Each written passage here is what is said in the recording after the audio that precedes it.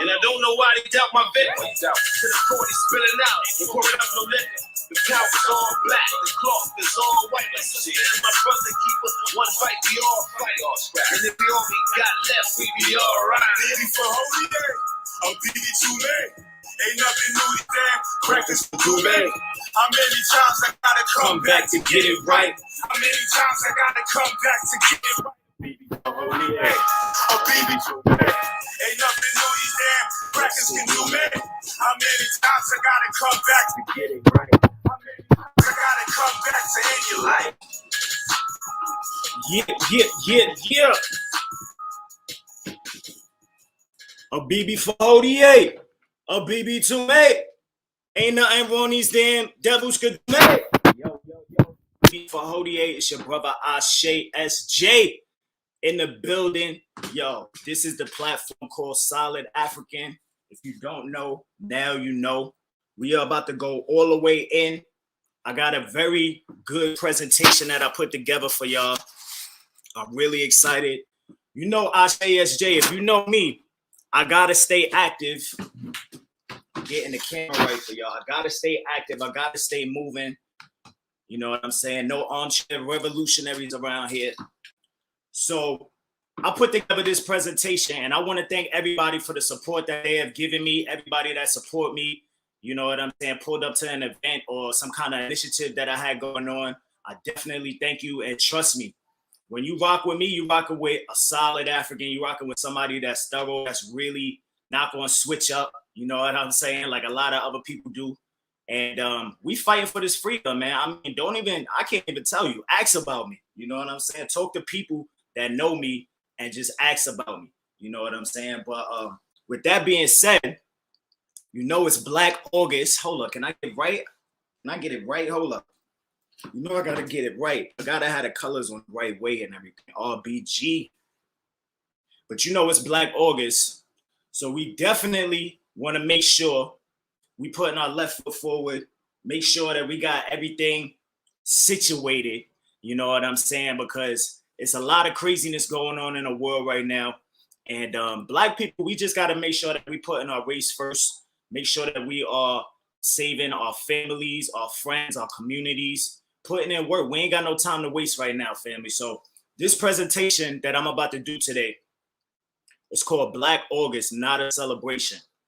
Basically, I felt like it was necessary to do this presentation because Black August is a very, very powerful month. You know what I'm saying? I don't like to call it a holiday. We say a commemoration. We call it a commemoration. And that's because Black August, so first of all, August, so many powerful things happen in the month of August. You know what I'm saying? Like amazing things happen with our freedom fighters, you know, Black history in general. Like so many powerful things happen in the month of August that this is like a holy time. The month of August should really be a holy month. You know what I'm saying? Muslims celebrate Ramadan. Acidics, they celebrate whatever they celebrate. I ain't tracking them. You know what I'm saying? So why don't African people do something? You know what I'm saying? So not just Kwanzaa, and, you know, of course, a lot of people this year had the buzz when it came to Juneteenth and all of that. Shout out to everybody. All of the other holidays are fine. We're not knocking any other holiday. You know, each one plays its part. But Black August is something special to me. So I'm going to get into the presentation right now. But before I do, I definitely want to make sure that y'all are aware of a couple things that I got going on. So hopefully y'all can see the screen. But basically, this presentation is called Black August, Not a Celebration. And we're going to get into the reason why it's called Not a Celebration. Reason I'm doing this as well is because I have a great event that's going down August 22nd. It's a free event, totally free. Right at Nicholas, Brooklyn, right here in Bed-Stuy, Brooklyn, New York. It's going to be a very powerful event. We got my brother Tad, sister Keisha is going to be there as well. It's really going to be an amazing event. It's totally free. And we just excited to be back building with the people. You know what I'm saying? It's been way too long.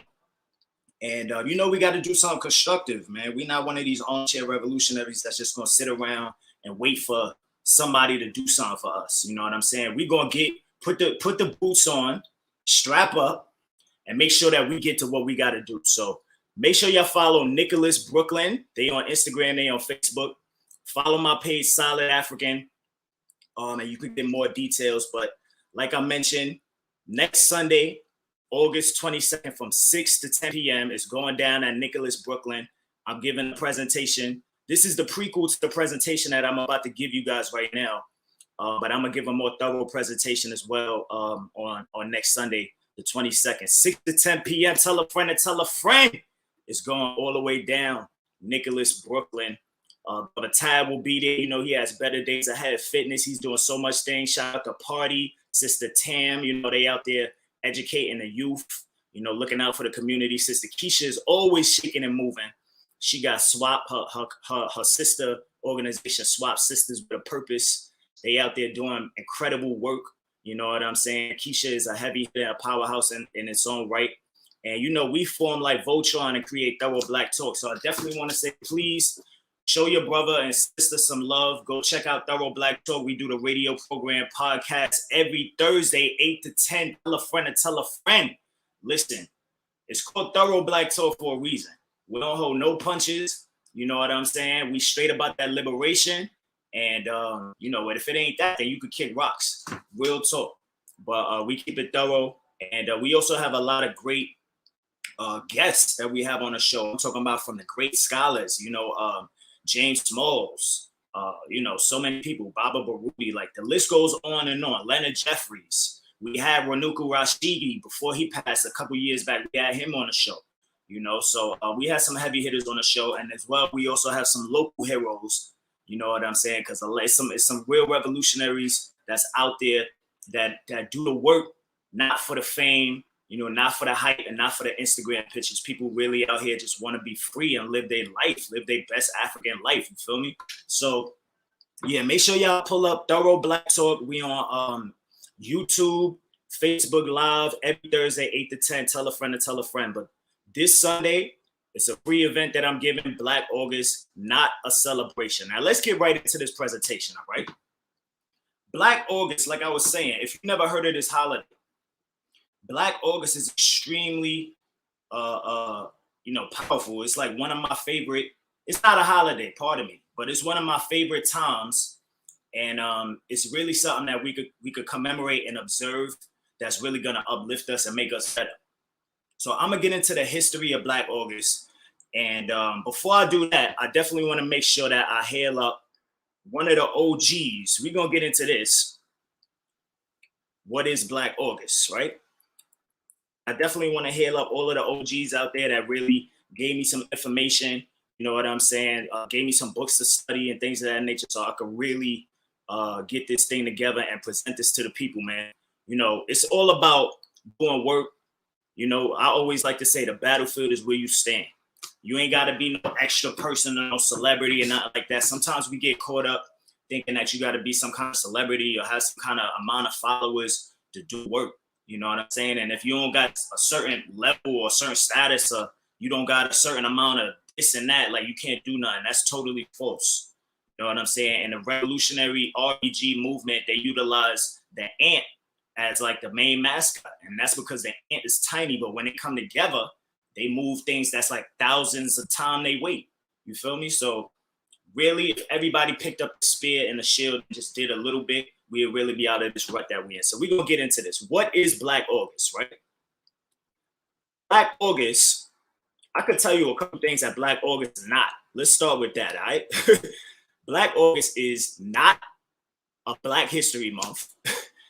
No disrespect to Black History Month. We love it. Of course, we hail up the founder, the father of Black History Month, Carter G. Woodson, who created Negro History Week. You know, we definitely love all of the work that he did. And Negro History Week eventually transitioned into Black History, what's known as Black History Month now. But Black August is a little different from Black History Month. You know, Black History Month, usually you talk about history and they usually highlight certain things and they don't tell you other things that they don't want you to know. So it's a little different from Black History Month. Black August is not another Juneteenth. I know a lot of people got hyped. Y'all want to pop fireworks and eat watermelon and all that barbecue for Juneteenth. But really, nobody is studying the real history behind Juneteenth. We got to do better, family. But Black August itself is not another Juneteenth. It's like I said, it's not a holiday. You know, Black August is a totally different monster in itself. Black August is not a party. We ain't gonna be popping bottles. I know y'all like y'all pure white Henny and all of that good stuff. You know what I'm saying? Rose. What's the blue bottle of rose? I'll be seeing y'all in the hood drinking that. Not the rose, the blue joint. Y'all know what I'm talking about. Yeah, we ain't popping no bottles. Shorties ain't coming out in, you know, some crazy skimpy clothes for Black August. We ain't doing that, all right? You know what I'm saying? So Black August is different. Black August is not a holiday. Black August ain't a holiday, family. It's like you can't do certain things for Black August that you do for other holidays. You know what I'm saying? It's not a hollow day. I should say that. Black August is something that really has a lot of potential to uplift us, and we got to be serious about it and not play with it. Black August is not, finally, and you see I capitalized that, not. Black August is not for armchair revolutionaries. Black August is not for armchair revolutionaries. Listen, if you think that you could talk about you celebrating Black August from the comforts of your couch or your goddamn lazy Susan lawn chair, whatever, this commemoration, Black August, is not for you. You know, we shout out to my brother Tag. He really coined the phrase armchair revolutionary because that's the people that you see on YouTube all the time. And every time you see them, they talking, and the talking sound good. But all you see them is they always on their chair, sitting right there in their armchair. And that's where their revolution is at. But you'll never see them in the street. You'll never see boots on the ground. You'll never see them with real people. They're not accessible. You know what I'm saying? So that's what we call armchair revolutionaries. People that just talk, but they ain't really about no activism. So Black August is definitely not for armchair revolutionaries. Now let's get into this. What really is Black August? Black August is an annual commemoration and prison-based holiday to remember Black freedom fighters, political prisoners, and to highlight Black resistance against racial oppression. It takes place during the entire calendar month of August. The month of August is also an anniversary of many significant events in the history of Black liberation. Black August was initiated by the Black guerrilla family, shout out to them, in San Quentin prison, 1979, when a group of incarcerated people came together to commemorate the deaths of brother Jonathan P. Jackson, died August 7th, 1970, and also his older brother, George Jackson, he died August 21st, 1971, in San Quentin prison. It is considered a time of reflection, study, and personal development. I can't stress that again, family. That's a beautiful thing. Let me read that sentence again. It is considered a time of reflection, study, and personal development. This, as well as the origins and focus on incarceration of Black Americans, differentiates the month from Black History Month, which some have criticized for failing to highlight more radical revolutionaries. Observers of Black August practice fasting, reading, teaching, exercising, and other methods of self-discipline. So that's one of the main, that's a basic breakdown, a general understanding of what Black August really is. It's really a time for us to collect ourselves, get our mind right, focus on discipline, self-development, self-improvement. And then we go outside of our houses and go in our community and talk with our family and our neighbors and, you know, the general Black community and see what talents and gifts we got so we could contribute to this liberation struggle and get ourselves free. That's what Black August is about. It's about self-improvement, bettering yourself. Black August is not a celebration. I'm going to repeat it one more time. You don't celebrate Black August. You can't. You can't celebrate Black August. That's just not possible. It's not a thing that you do. We're not going to go out and go on the roof and pop, pop off fireworks. I know y'all want to buy them M80s and them skyrockets, but we ain't doing that for Black August. We spending all our money going to Long Island or going to these other places, the suburbs, to give it to white people to buy their fireworks so we can pop off for Black August. We ain't doing that. You know what I'm saying? So you don't celebrate Black August. It's a different animal. Now, we definitely got to hail up the OG, one of the OGs, one of the original members and founders of the holiday, His brother name is Qatari Golden. Now, if you're not familiar with Qatari Golden, I'm going to tell you a little bit about him. Qatari, one of the key intellectual architects of the Black August commemorative tradition. Qatari's leadership in the prison resistance movement was a vital vein after the assassination of George Jackson. He was murdered by the malicious intent of the government to deny him medical treatment following a mysterious accident on a San Quentin prison yard, August 1st, 1978. So salute to you, Qatari. We definitely appreciate all your contributions. And this is something, this is Black August, like the poster child, you know what I'm saying? Because the brother picked up the spear. You know, he was in prison in San Quentin doing work with the brothers, George Jackson, all of the other Black guerrilla family. You know what I'm saying? And little background story, if you're not familiar with the Black guerrilla family, basically, George Jackson, you know, he was a little bit like getting involved into, he started coming into the Black guerrilla family and, you know, Black power, the whole African-centered, you know, history and things of that nature. He started getting knowledge himself when he came into prison, and he started educating himself. And being that he was in prison already, you know, he couldn't really be a part of the Black Panthers, or even though he was kind of affiliated with them, he couldn't really join like that. So what he did was he took the initiative to create something else. You know what I'm saying? And in the prison system, these brothers, just like you go in prison, some brothers or sisters, what they do for security, they join the Blood, or they join the Crips, or whatever gang you want to call, right? Or some people join the Muslims, they become Islam for that protection, and they get the knowledge of self, and they, you know, change their whole life around. But this brother did it in a revolutionary way, you know, and he picked up the spear from George Jackson, who spearheaded it. But after he got murdered, Qatari picked up the spear and said, listen, we're going to continue this. We're going to make this not a holiday, but an annual commemoration, which is known today as Black August, man. So it's very powerful. We definitely hail you up, Qatari, for all the work that you did. Let's keep it moving. So what are some historical events that actually happened in August? Well, we're going to get right into it because it's a plethora of events. It's numerous events that happened in August. Like I said earlier, August is really is a spiritual month for African people. You know what I'm saying? It really is, because just so many things happen, so many ancestors transition, so many people put in work, freedom, you know, gave their life and made sacrifices for our people in August, man. It's really like, you know, a really holy and spiritual month for Black people, man. So some of the historical events that happened in August, let's get right into it. Boom. Of course, we got to start with this, right? The first slave ship arrived in Jamestown, Virginia. So this started it all when it comes to the diaspora of people here in the hells of North America.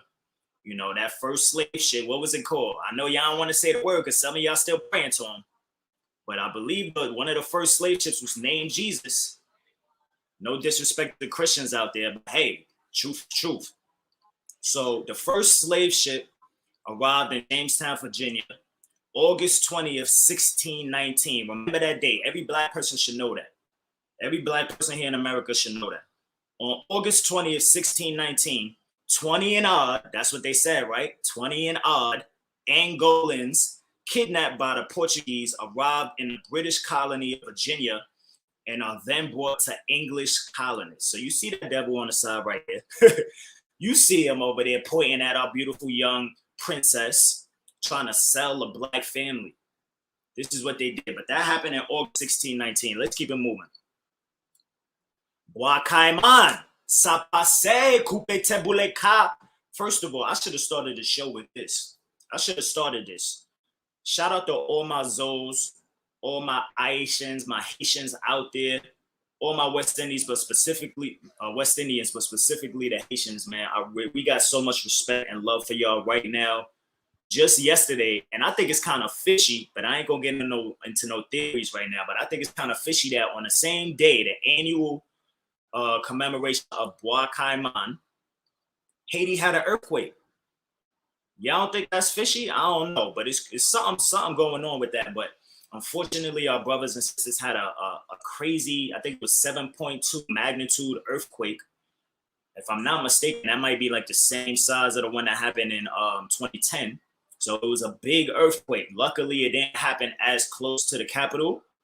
but it's still happening. A lot of our brothers and sisters, unfortunately, are going through a lot right now. So our hearts are out there with y'all, brothers and sisters. I definitely have plans to touch down in Haiti one day, but we really, really appreciate all of the work that y'all put into when it comes to, freedom fighting. Y'all were the first successful, or the biggest, at least, successful revolution, where y'all freed yourselves from these oppressors and these enslavers, these white European devils.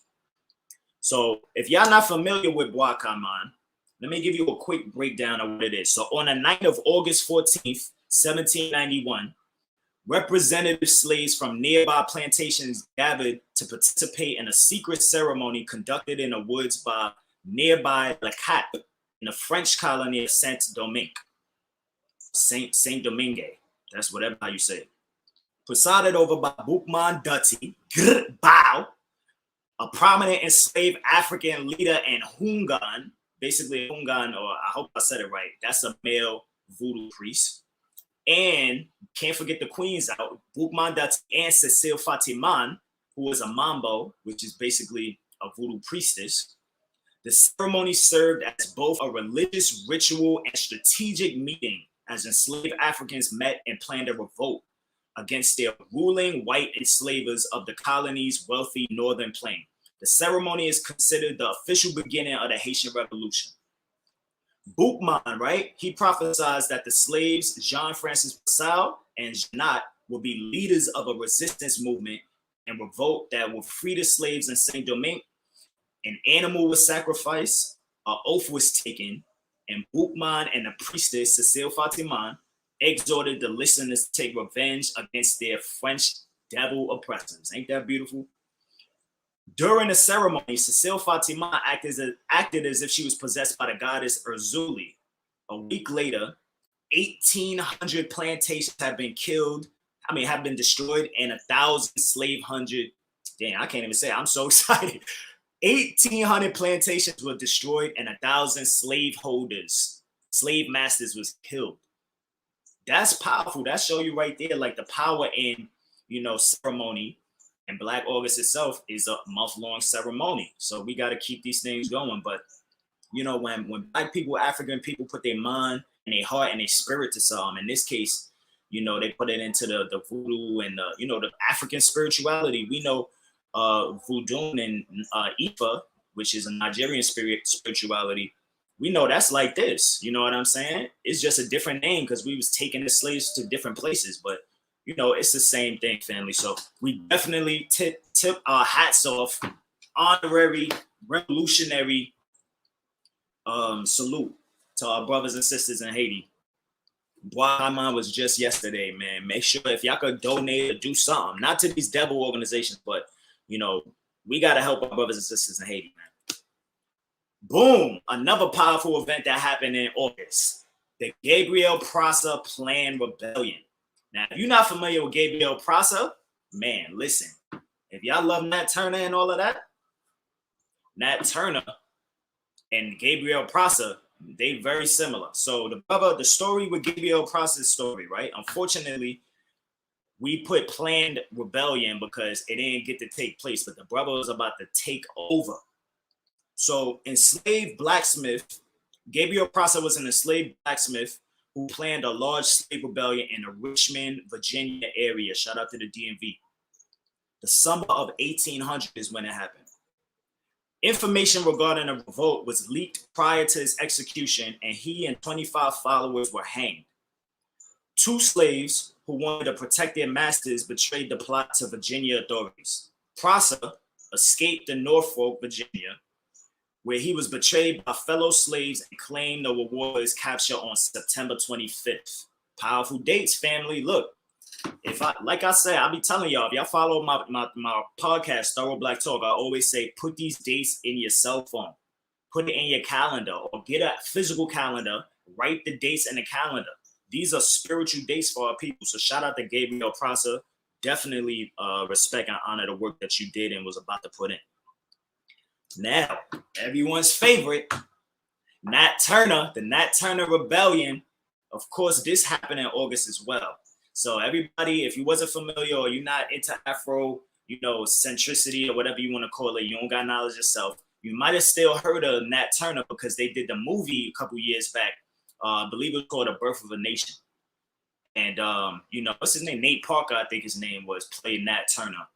And first of all, I mean, that movie, I wasn't feeling that movie, because it wasn't enough bloodshed in that movie. It was more black bloodshed than white bloodshed. The story was supposed to be about Nat Turner and the rebellion and how they bodied all these devils. But that's another story. But anyway, in history, Nat Turner's rebellion. So Nathaniel Nat Turner was an enslaved man who led a rebellion of enslaved people on August 21st, 1831. Another date in August, family. His actions set off a massacre of up to 200 black people in a new wave of oppression legislation prohibiting the education, movement, and assembly of enslaved black people. So they were so afraid that more black people was going to do this, they had to put new legislation and, prevent black people from even getting together. The rebels killed between 55 and 65 white people. Well, hold on, let me get it right. It said 55 and 65 people, at least 51 of them were white. Damn. Let me read that back because y'all probably ain't catch that one. The rebels killed 55 and 65 people, between 55 and 65 people, and at least 51 were white. So who were the other ones I asked? That's another issue. That's another presentation we're gonna have to give. But anyway, now I don't know if y'all familiar with this. Everybody in history, especially here in America, is familiar with the Emancipation Proclamation. But are you familiar with the Proclamation of Emancipation? That's the question. Basically, it's a little trick, a tongue twister. It's the same thing, really, but the only difference is the British colonies were emancipated. Now, who were the British colonies? Of course, Britain was conquering a lot of the islands. So they had like West Indian islands, all of the Caribbean and things of that nature. Some of them were French, but a lot of the islands were captured by the English, the British. So on August 1st, 1833, the Slave Emancipation Act was passed, giving all slaves in the British Empire their freedom, albeit after a set period of years. Plantation owners received compensation for the loss of their slaves. What? How the hell plantation owners getting compensation for losing their slaves? Anyway, plantation owners received compensation for the loss of their slaves in the form of a government grant set at 20 million pounds. God damn. And pounds is worth more than the dollar. So, and this is a long time ago, so that's a lot of money. In contrast, enslaved people received no compensation and continued to face much hardship. They remained landless, and the wages offered on the plantations after emancipation were extremely low. The 1833 Act did not come into force until August 1st, 1834. Damn, whole year later.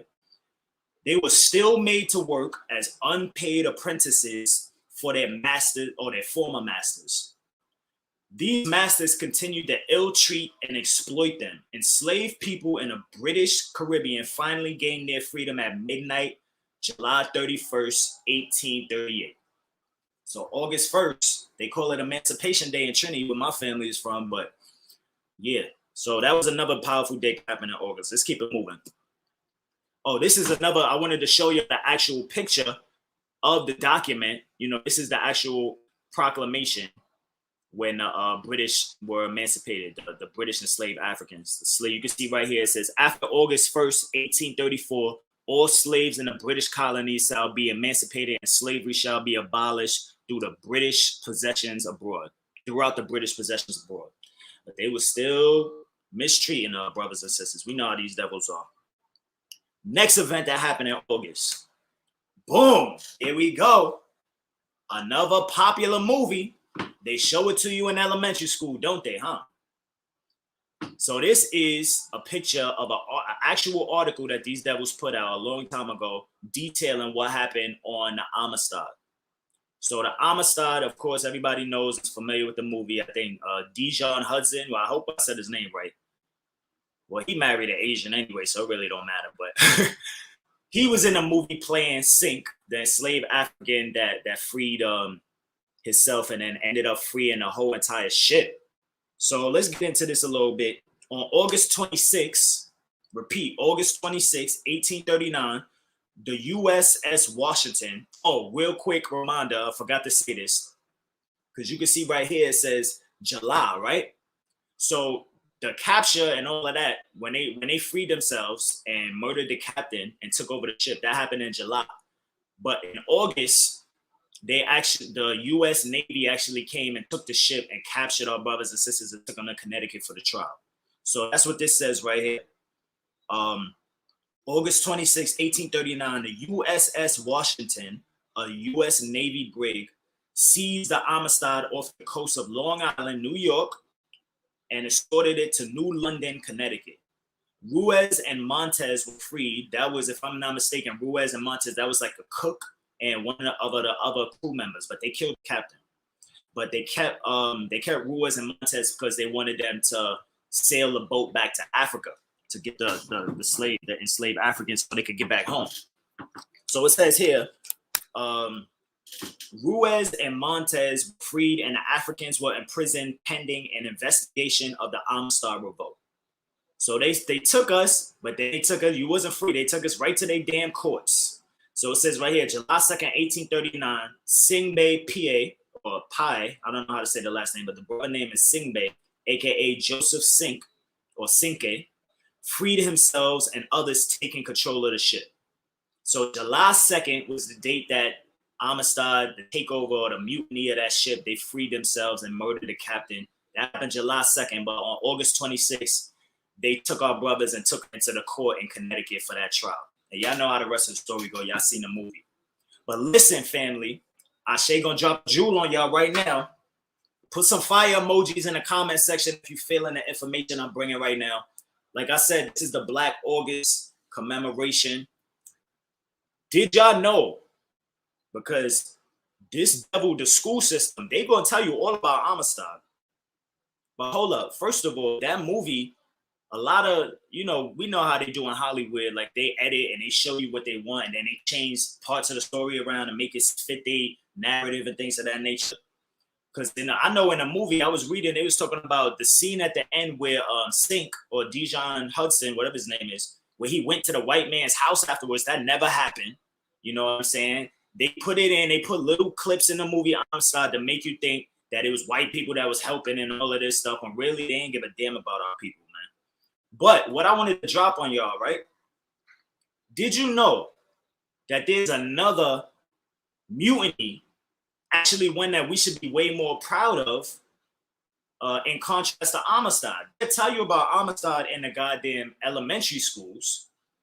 They make you watch Amistad for 2 hours or 3 hours, however long it is, when they tired of teaching. They just put a movie on for them little N words. That's what they do, because they made me do that at elementary school. I done watch Amistad like once a week. They ain't want to teach nothing. But listen, did y'all know they taught us about Amistad, but they ain't teach us about the Creole. They ain't teach us about the Creole. Look up the Creole, family. Amistad was a ship, but Creole was another ship. And at the time when that happened, Frederick Douglass, a lot of very powerful Black people, that's what they was representing. That's what they was very proud of. The mutiny or the capture and freement of the Creole slave ship. So the Creole was another ship that some brothers on the ship freed themselves, went, murdered the whole goddamn crew, and they actually sailed themselves, but they didn't sail themselves all the way back to Africa. They couldn't navigate it. But what they did, see, the Africans were smart. They sailed themselves to the British West Indies. Why? Well, because what did I tell y'all about 1 or 2 slides ago?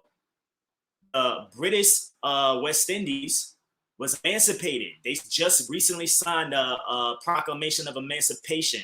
So the enslaved Africans in the British West Indies was free. So the enslaved Africans on the Creole killed the whole goddamn crew that was on the ship, except for the African brothers, because they wasn't a part of the crew.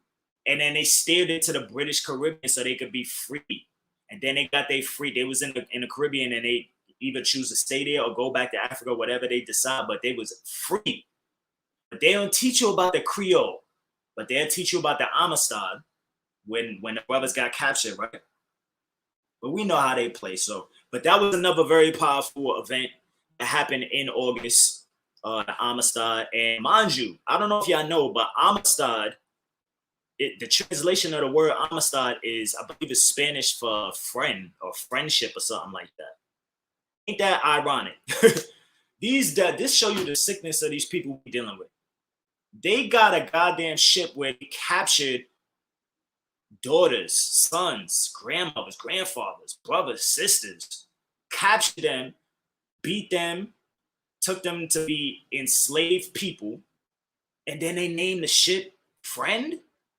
Amistad translates to friend or something like that. Like, this is the sick people we dealing with, man. But let's move on to the next slide. There's a lot of powerful events that happened in the month of August.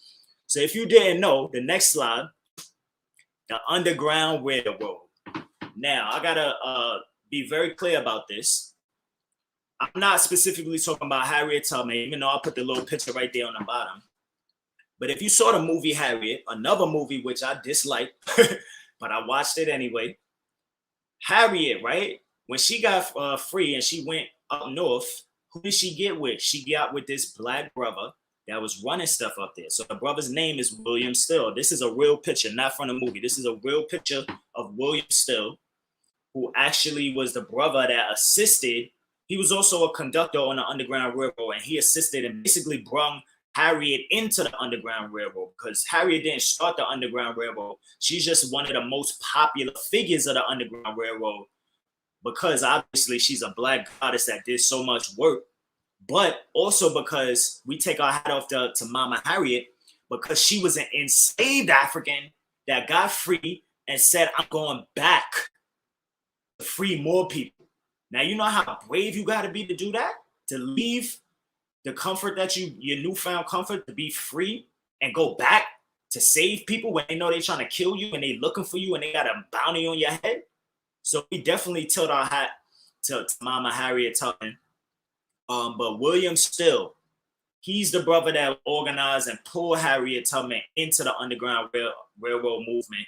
You know what I'm saying? And this brother's story is very powerful as well. In fact, a lot of people don't know, but let me just give you the breakdown of it. Basically, August 2nd, 1850, African-American William Still began recording his involvement with helping runaway slaves find lives of freedom. So what we're saying is on August 2nd, this was the date that he started recording all of the details of how they were, setting up the Underground Railroad, freeing so many people. William Still was an African-American abolitionist based in Philadelphia, Pennsylvania.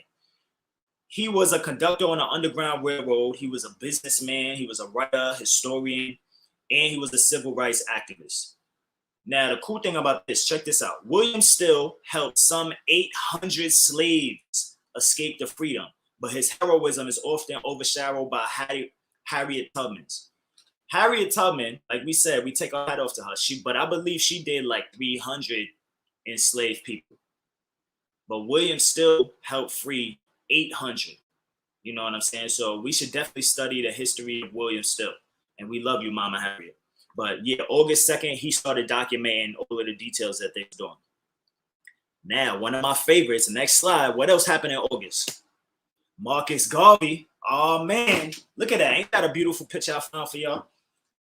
Look at the Honorable Messiah, Marcus Garvey right here, the founder, father of Pan-Africanism, RBG. Man, the man even gave us a flag. Shout out to everybody that's up on the information, because Flag Day was what, 2 days ago? A day, 2 days ago? Was it yesterday? I don't know. It was 2 days ago. RBG Flag Day. So this man actually created the flag for us. So, I mean, everybody knows the power and, all of the amazing things that Marcus Garvey did. I'm going to give you a quick breakdown. So his birthday is August 17th, 1887. Marcus Garvey was a Jamaican-born black nationalist and leader of the Pan-Africanism movement, which sought to unify and connect black people, people of African descent worldwide. In the United States, he was a noted civil rights activist who founded the Negro World newspaper, a shipping company called the Black Star Line, and the Universal Negro Improvement Association, that's also known as the UNIA, which still operates, a fraternal organization of Black nationalists. As a group, they advocated for separate but equal status. Let me repeat that. Separate but equal status for persons of African ancestry. And as such, they sought to establish independent Black states around the world, notably in Liberia and the west coast of Africa. Garvey believed that the white society would never accept Black Americans as equals. Therefore, he called for the separate self-development of African Americans within the United States. As the leader of the largest organized mass movement in Black history and progenitor of the modern Black is beautiful idea, so all that beautiful Black, beautiful melanin, all that, that's Garvey. Garvey is now best remembered as a champion of Back to Africa movement. Marcus Garvey right there, man. That's the man right there. Man, y'all make sure y'all pick up. You can't be saying you RBG and you never read the book, The Philosophy and Opinions of RBG. That just don't work out. So make sure y'all pick up that book, The Philosophy and Opinions of Marcus Garvey. It's an amazing book. You're going to get so much knowledge from it. Next slide. What else happened in August? What did I just say? The man right there, he gave us the flag. So RBG Flag Day actually happened in August. And I want to clarify this as well, because it wasn't just Marcus Garvey, but it was also other members of his movement that he created, the UNIA, that assisted in creating the red, black, and green flag. So the flag was created August 13th, 1920 by members of the UNIA in response to the Coon song. So if you never heard that, the Coon song is the late 19th century craze. Basically, it was a couple of songs, but the songs belittled and mocked African Americans that became a hit around 1900. That was the year. So one of the popular songs was called Every Race Has a Flag But the Coon. And let me say some of the lyrics for y'all. I'm going to try to keep it PG. Bonnie Scotland loves a thistle. There, should I put my white voice on? Hold on. Bonnie Scotland loves a thistle. Turkey has her crescent moon. And what won't Yankees do for the old red, white, and blue? Every race has a flag but the coon. Shut up, devil. But that's the lyrics. Every race has a flag but the coon. So they made songs about us, family, and sung them proudly, belittling us. These are the kind of people we dealing with. We dealing with the descendants of these people right now. But on a lighter note, RBG created this flag in response to that song. And the red, obviously everybody know, the red is for the blood our people shed, the black is for the people, the green is for the land and abundance, unlimited possibilities that our brothers and sisters have, man. So shout out to Marcus Garvey. Love you for all the work that you did. Once again, RBG Flag Day, it just passed. August 13th was the date the flag was created. Now, next slide. What else happened? August, Emmett Till was murdered. Did I spell his name right? I think I did. Or is it two M's? I don't know. But Emmett Till, our young prince, our young brother. This also happened in August. It was August 28th. August 28th, 1955. That's the year when Emmett Till was brutally murdered. This young prince, man, 14 years. So Emmett Louis Till, or Louis Till, was a 14-year-old African-American who was lynched in Mississippi in 1955 after being accused of offending a white woman in her family's grocery store. So basically, she tried to say that he whistled at her, like he liked her or something, so he whistled at her. A 14-year-old. So a 14-year-old whistles at her, then she wants a murder, so she commits it. First of all of that is a goddamn lie, because we know back in the days, even to this day, these women, these white women be lying on people, lying on black men. What we call them now? Karens, right? Damn, I should put her name down. I ain't look her name. If anybody knows the name of the white woman or look it up, type it in the comment section, the name of the white woman, because oftentimes we got to stop doing this. Oftentimes we make the famous person the victim instead of the goddamn aggressor, instead of the person that is the oppressor. You know what I'm saying? We make the victim a celebrity when we're supposed to be making the person that's the predator the celebrity. Make their ass famous. You know why? So that we can know them, so that they can't live nowhere comfortably. They can't go in the street. Everybody know them and what they did. You know what I'm saying? And if we got to, we find their asses. But the predator needs to be famous, not the prey. you know, because it was very popular when this young brother died. You can even go online now and see the picture of him. Whenever you Google his name, you see the open casket, you know, because his mother decided to leave the casket open, you know. But I wonder sometimes, like, I mean, that was a very powerful move, but damn, would you want to be remembered when they Google your face with your face open like that, or what they did to you? You probably wouldn't. You know what I'm saying? So we got to get into the habit of, you know, popularizing these predators and making the predators famous. Some of us, we don't even know who killed, you know, Mike Brown, or we don't know who killed Trayvon Martin, but we know Trayvon Martin, right? And that's putting us mentally in a state where we are victims. Because now you hear Trayvon Martin, you feeling crazy already. You know what I'm saying? So that's subliminal right there, family. But that's another powerful event, unfortunately, that happened in the month of August. August 28th, 1955, Emmett Till, our young prince, was murdered, man. Next slide. Fred Hampton. Now, we ain't talking about his death. We talking about his life. Fred Hampton's birthday is August 30th. I know a lot of people saw another movie. This movie was actually pretty alright. This was a pretty good movie. It was alright. I forgot the name. Judas and the Black Messiah. But the thing I ain't like about the movie was basically they showed more of the goddamn Judas than they did the Black Messiah. You know what I'm saying? So that the movie subliminally, you know how these devils do when they run these acidic Jews, when they run in Hollywood, they gotta flip it. So subliminally, they made the story that they told about the Judas, the Black Judas at that, the one that snitched and brung the whole thing down. So we can't even feel good about the great work. I mean, we could feel good, but we also gotta feel bad about it. But Judas and the Black Messiah was the movie about Fred Hampton. His birthday is 8/30, August 30th. So he came to prominence in Chicago as a chairman of the Illinois chapter of the Black Panther Party. As deputy chairman of the National Black Panther Party, he also did some work as well. In this capacity, he founded the anti-racist, anti-class Rainbow Coalition. Not today's rain. It ain't that kind of rainbow. It's a back in the days rainbow. A straight rainbow.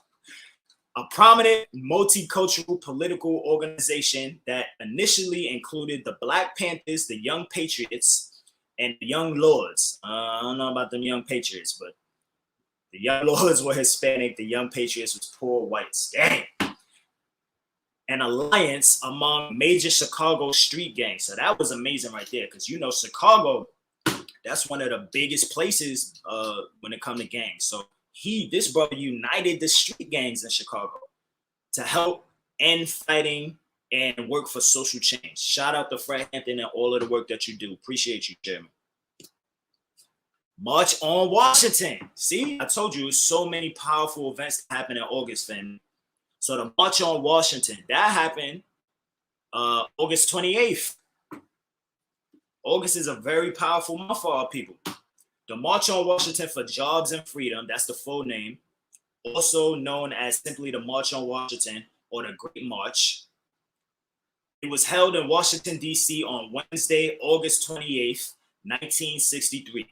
The purpose of the march was to advocate for civil and economic rights of African people. Of course, the March on Washington is most famous because this is the march and the presentation where Martin Luther King did his I Have a Dream speech. So that also happened in August on the 28th. Now, some more revolutionary insurrection stuff. This is what I like right here. The riots. Matter of fact, we don't call it the riot because they call it the race riot. That's what these devils call it. We calling it the uprising or the rebellion. But the Harlem and Bed-Stuy uprising. This happened in 1964, and this thing was a wave, family. It started here in New York, and then it started spreading to cities across the whole nation.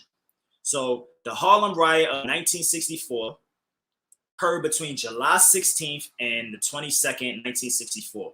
It began after James Powell, a 15-year-old African-American, was shot and killed by a police lieutenant, Thomas Gilligan, make his ass famous, in front of Powell's friends. So he killed the young brother in front of his friends and about a dozen other witnesses.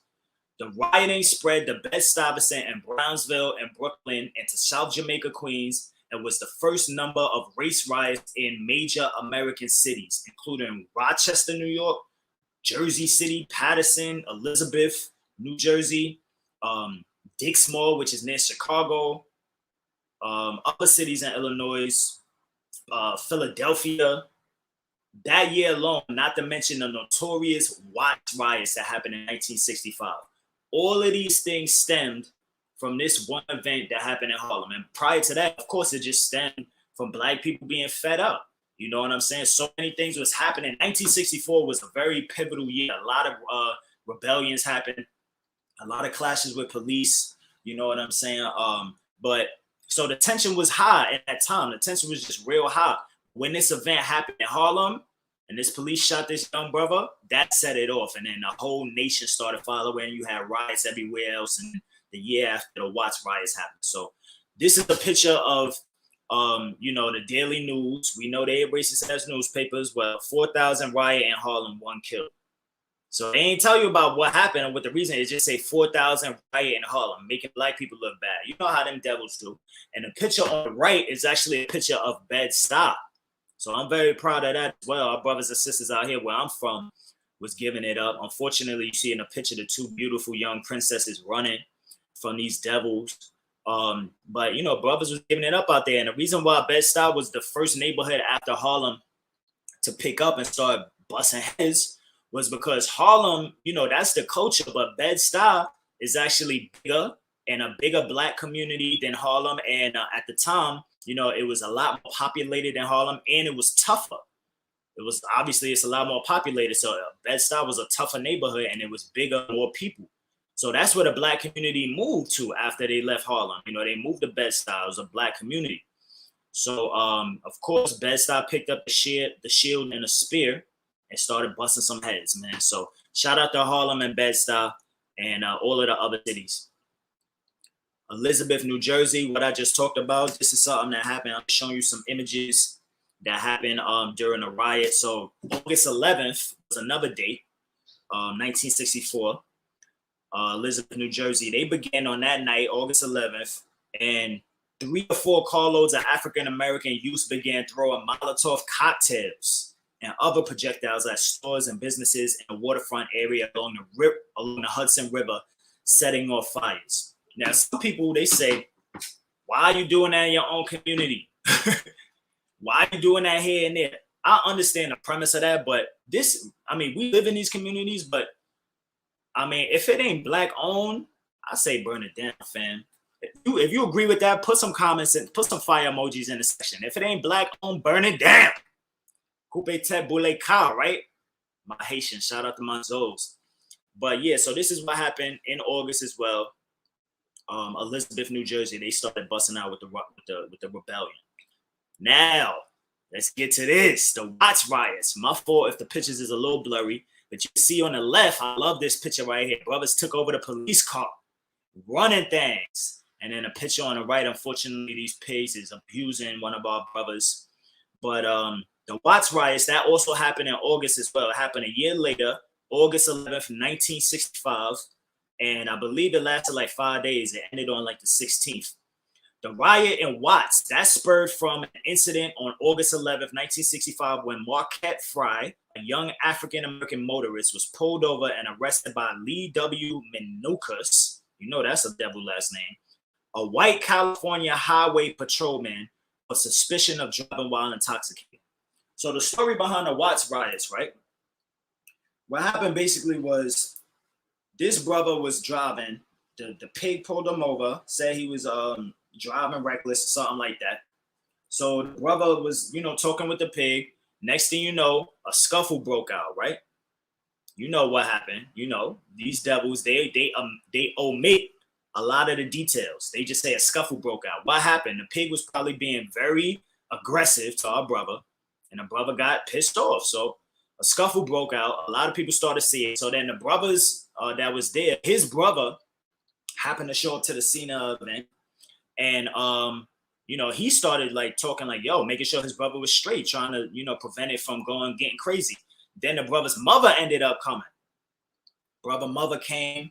Next thing you know, the police, the pigs out there, they abused the goddamn brother and the mother. They threw all 3 of them in the back of the goddamn squad car. The mother, You know what I'm saying? I think they said they hit her, punched her, something like that. So when the brothers that was outside, the sisters that was outside saw this, a mass of people started coming together and watching this, and they started getting pissed off. So that's what set off the Watts Riots, and that's one of the most, popular riots that happened here in, in America.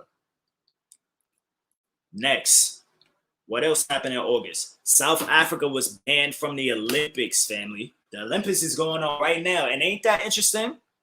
Ain't that interesting? I guess we should put this in history for August as well, because they talking about they banned the sister because she was smoking or something like that. Meanwhile, marijuana is legal right now, but they banned her from the Olympics. Then a lot of other people dropped out of the Olympics, black people that dropped out. I mean, all these things is racist, man. They really don't give a damn about us.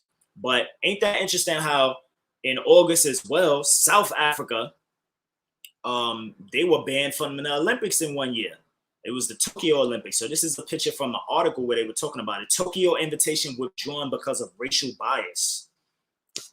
So in 1964, August 18th, the IOC revoked the South African Olympic and National Games Association invitation to the 1964 Olympics because it would not declare its opposition to the government's policy of apartheid.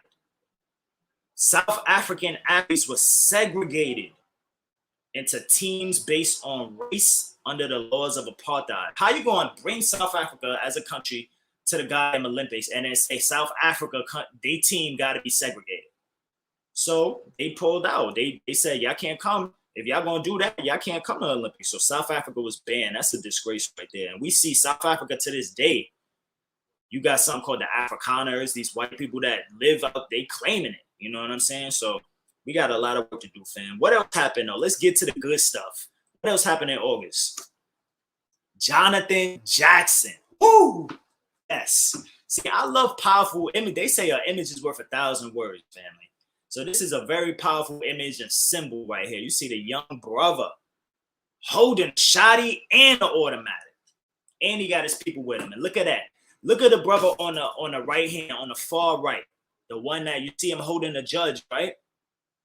Remember that brother, right? Because I'm going to tell you a little bit about that brother later on. The brother in the far right, he holding the judge and he got a little, a revolver in his hand to the judge. Man, that's powerful. But just remember that brother. I'm going to tell you a little bit about that brother later. But Jonathan Jackson, man, if y'all don't know who this is, y'all got to look it up. I'm going to tell you right now. Jonathan Jackson, he's the brother of George Jackson. So on August 7th, the reason this picture is here, on August 7th, 1970, George Jackson's younger brother, 17-year-old, Jonathan P. Jackson, that's the brother on the left with the fro and holding the guns. Jonathan P. Jackson burst into a Marin County courtroom with an automatic weapon, freed prisoners James McClain, William A. Christmas, and Rousseau Mcgee, that's the brother on the right that I told you I'm going to tell you about later, Rousseau Mcgee, freed these three brothers that was prisoners and took Judge Harold Haley, that white devil right there, Deputy District Attorney Gary Thomas, and 3 jurors hostage to demand the release of the Soledad brothers. Police killed Haley, Jackson, Christmas, and McClain as they attempted to drive away from the courthouse. So our brother Jonathan Jackson pulled this heroic act trying to save his big brother. Meanwhile, remind you, this young brother, 17 years old, never been in trouble. You know what I'm saying? He was a good student until they started realizing all the craziness that they was doing to black people. 17-year-old, no criminal record. He was fighting for freedom. So don't look at the brother and be like, oh, he a goon, he on demon time or whatever. Nah, he just fighting for freedom. That's righteous rage right there. So the brother wanted to save his older brother. So that's what happened. Unfortunately, they got these devils, the juror and the judge, they got him out of the car, out of the courtroom, got them into the car, into the van. And when they were driving off, the police had a roadblock they set up and they killed our brothers. The only remaining survivor was actually the brother Rousseau Mcgee on the far right that I'm going to tell you a little bit about later. But that also happened August 7th, man. So August is a very powerful month when it comes to freedom fighters, liberation, and this insurrection struggle that we're in. So now, I've told you about Jonathan Jackson. Now we got to talk about the big bro, the big homie, George Jackson right here, man. A lot of y'all know him from his books. If you don't, man, get familiar, man. Soledad Brother, Blood in My Eye. Matter of fact, we about to start a book club, yo. We starting that for Black August as well, but I'm gonna talk about that later. But George Jackson right here. So if you're not familiar with George Jackson, 8/21, August 21, 1971, he died, unfortunately. But George Lester Jackson was an American author, activist, and convicted criminal. In 1961, he was convicted of armed robbery, stealing $70 from a gas station. And then he was sentenced to 1 year to life. Now, mind you, in the 70s, 60s, they was giving crazy sentences. Mind you, he only got in trouble for $70, and they gave him a 1 to life? What kind of sentence is that? Luckily, they don't do them sentences no more, but they was really trying to hang all people, throw the whole book at him, and bury him under the jail, especially if he was a revolutionary. So they gave our brother a 1 to life for stealing $70 or robbing $70 from a gas station. While serving his sentence, Jackson became involved in a revolutionary activity and co-founded the Marxist-Leninist Black Guerrilla family. That's what I'm talking about, the Black Guerrilla family. Jackson and other prisoners took hostages during their attempt, and 5 hostages were found dead in Jackson's cell after the incident. So the way that he did it, right? He was really holding the faith, you know, being solid in prison, writing books, educating himself, educating people outside in the world and all of that, just being an overall powerful brother. He realized that they was hanging him in jail. He was a political prisoner. Like, how you go to jail for $70 and they give you a year to life, and then he doing all this time and they not letting him out? He knew it. So he knew he had to do some other way and you know, really liberate himself somehow. So he took it upon himself. After his brother died trying to free him. You know what I'm saying? He had somebody else come and they slid him some guns in prison, and he freed himself almost. He was almost successful. You know, he got through the doors and the cages and all of that. And then when he was running in the yard, the sniper took our brother out from up top on the tower. You know what I'm saying? So unfortunately, our brother passed away August 21st, 1971 in San Quentin prison. So shout out to the brother George Jackson. He done so much work. Pick up his book, Soledad Brother, or Blood in My Eye. Pick that book up. Boom. So what else happened in August? Steve Biko. Oh man, I hope y'all ain't getting tired. Put some fire emojis in the comment section right now. Drop a comment. Show your brother some love. Make sure y'all follow Solid African on Facebook, YouTube, and we on Instagram as well. I'm doing some powerful things. I got some amazing events, and you know, I'm doing free stuff. I'm doing all kind of stuff, family. So listen, this is what I do. But Steve Biko, if you're not familiar with Steve Biko, he was arrested in August 18th to be exact, 1977. He was arrested, and then he was murdered a month later in custody by these goddamn pigs. And that's not even an option. That's not even like an opinion. They admitted it. So Steve Biko was a South African anti-apartheid activist, ideologically an African nationalist and African socialist. He was at the forefront of a grassroots anti-apartheid campaign known as the Black Consciousness Movement. Don't that sound amazing? During the late 1960s and 1970s. Check this part out. Police admitted to killing him, beaten to death by state security officers. That's what they did to our brother. So they beat him. Then after they beat him, they drove him naked. I think he was bloody and naked. They took him like 600-700 miles away and put him in another facility, and he died right there on the floor of the precinct. So they wanted him to die. They beat him, and then they left him there. They wanted him to die slow. Like, they just beat him and then left him there on the floor, and he eventually died, man. So shout out to Steve Biko, man. Yo, these devils are something else, man. But that's something also that happened in August 18th. What else happened? Right here in America, the Move 9. Now, let me clarify this, all right? Because I know a lot of y'all that's familiar with Move, y'all just know the Move bombing. Well, before the Move bombing happened, there was another incident. And this incident particularly popularized this term, the Move Nine, which basically is 9 members of Move that went through this trial in this case or whatever. But what happened with this, right? Before the Move bombing, Philadelphia Police Department obtained a court order for the Move movement, and they was trying to get them to vacate their Powelton Village property in response to a series of complaints made by the neighbors. The neighbors, whatever. I don't know if that's true. These devils talking. Anyway, Move members agreed to vacate and surrender their weapons if the PPD, Philadelphia Police Department, released members of the group who were being held in city jail. So they was like, we'll leave if y'all free some of our people. You know what I'm saying? Nearly a year later, August 8th, mark that date in the calendar, August 8th, 1978, the Philly Police Department came to a standoff with members of the Move who had not left the property yet. When police attempted to enter the house, a shootout ensued. Yeah, right. We know what that means. A shootout ensued. PPD, Philadelphia Police, Officer James J. Ramp, make his ass famous, James J. Ramp, was killed by a shot to the back of the neck. Bah! Now, hold up, though. The story get deeper. Move representatives claim that Ramp was facing the house at the time, and they denied that the group moved. They denied that they were responsible for his death, insisting that he was killed by fire from fellow police officers. So check this out. If he's facing the house, how the hell he get shot in the back of the neck? It don't make no sense, family. But we know how these devils work. None of the details matter when they want to railroad your ass. So that's what they said. They said they never killed the cop. In fact, they said they actually didn't have no guns that were workable in the house because like a week before that, the police forced them and suggested that they turn in the guns that they had. So they actually turned in a bunch of the guns that they had, the Move movement. So they said that they had no weapons in the house at the time, or no weapons that were able to be actually used, like fireable weapons or whatever. So they claim they're innocent.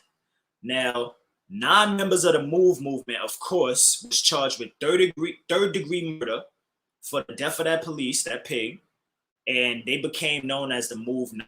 So it's 9 of them. That's the reason why they called them Move 9. Each of them was sentenced to a maximum of 100 years in prison.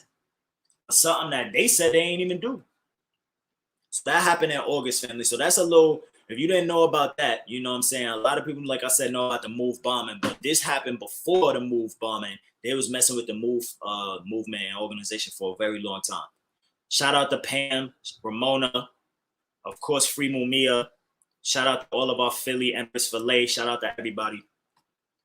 What else happened? More modern times. August. Now, this is one of my favorites right here.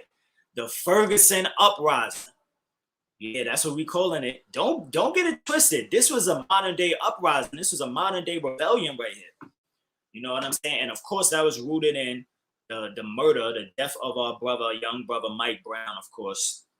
But I had to share the picture right here because this uprising, I really liked it because you got young black brothers right there that usually they call them goons and thugs and all of that. You see, they actually are gang members. They got blue and red rags, Bloods and Crips. They came together for the common cause and formed a united front and said, we're going to fight these devils. And they really, I'm sure it was a beautiful sight, man. Shout out to our brother, rise in power to the young warrior, King Darren Seals. The brother definitely gave us the whole scoop on what happened with that. But yeah, man, this was a very powerful event, man. So this happened August 9th, 2014. So August 9th, mark that in your calendar as well. Mike Brown was murdered, and that was the date the Ferguson Uprising started. Michael Brown Jr., an 18-year-old black man, was fatally shot by a 28-year-old white Ferguson police officer, Darren Wilson, in the city of Ferguson, Missouri, a suburb of St. Louis. Man, yo, shout out to King D. Sales, man. The brother was really doing work. I should have put him on the slide, but it didn't happen in August. But man, he did so much. If you don't know who Darren Seals is, King D. Sales, look him up. A young warrior, man. Rise in power to you, brother. Yeah, so What else we got? I told y'all, remember that brother that was in the picture? The picture with Jonathan Jackson, when Jonathan went in the courthouse with the shotty and the automatic to save his brother. The brother, one of the other brothers, the prisoner that was rolling with him, that was on the far right. This is the brother that had the revolver to the judge. Rousseau Mcgee, that's his name right there, Rousseau Mcgee. But I just wanted to share this information with y'all, man, because this was very interesting about this brother, man. So first of all, if I'm not mistaken, this brother is the longest held black political prisoner of all time in America. The brother has done, to this date, 58 years in prison. The brother is still alive. Right now, he's in prison. He's done 58 years in prison. So this is a living political prisoner. Rousseau Mcgee, the brother, like I showed you, that was in the slot. Can I go back? Let me see. I'm going to try to, this brother on the right, on the far right here, holding a revolver to the judge. That's the brother right there. So Rousseau Mcgee, he's still alive. He's currently 82 years old. And he served 58 years in prison. Really, they ain't trying to let his ass out, man. But like I said, if I'm not mistaken, I believe it's the longest a political prisoner, black political prisoner, has been held here in America. So his story, right? Mcgee, he grew up in Louisiana. At the age of 16, he faced a racist conviction. That's how he got locked up. In 1955, they say he attempted to aggravated rape. Well, I don't know. You know, I don't be believing that. But they be lying on people, man. But these white women, you know how we don't do these devils. But right here, say in 1955, he was convicted for attempted aggravated rape for having a relationship with a white girl in an area dominated by the Ku Klux Klan. So let's recap that. They saying he was in an area dating a white girl. In this area, the neighborhood is dominated by the Ku Klux Klan. And then all of a sudden, this brother is convicted of attempted aggravated rape. Man, that sounds like the same goddamn story that happened with Emmett Till, don't it? Where the white woman said that our little 14-year-old brother whistled at her. So this was another Karen. I wish I don't have her name here either. But we got to make these people famous. These are the predators. Make the predators famous, man. So this is another, these are OG Karens right here.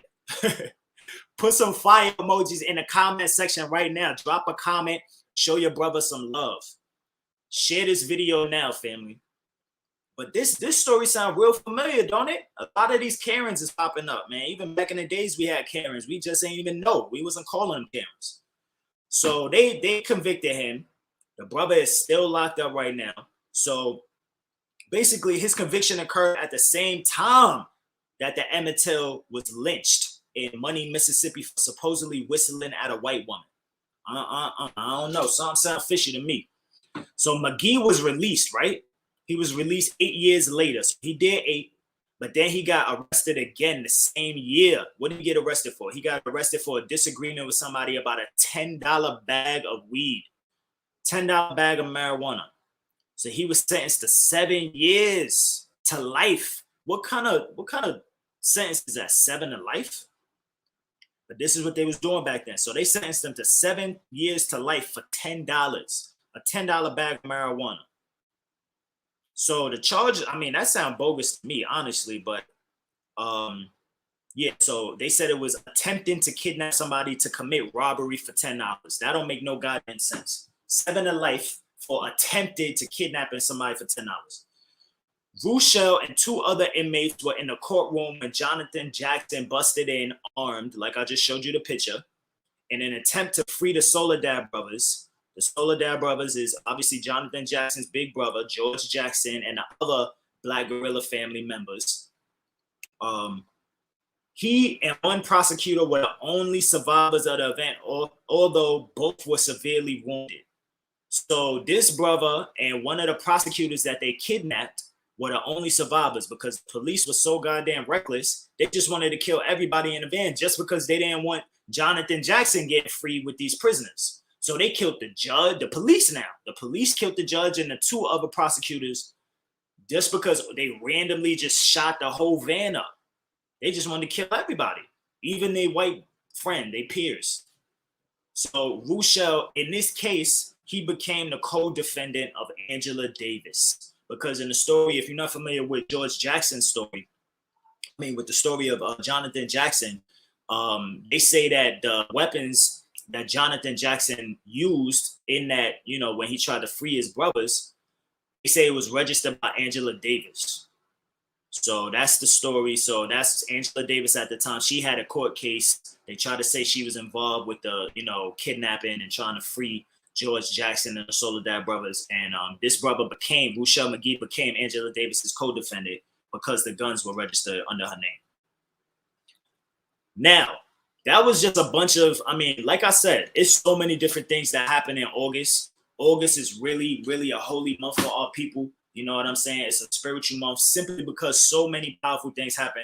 And that's minuscule. I didn't even show you, if you come to my event next Sunday, August the 22nd, right here in Brooklyn, Nicholas, Brooklyn to be exact, 1396 Fulton Street.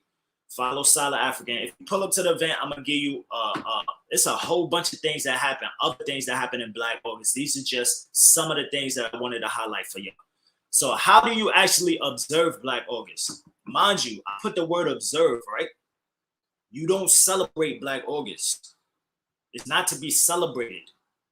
It's not a holiday. We're not going, like I said, do M80s and skyrockets and fireworks and all of that. We ain't popping bottles.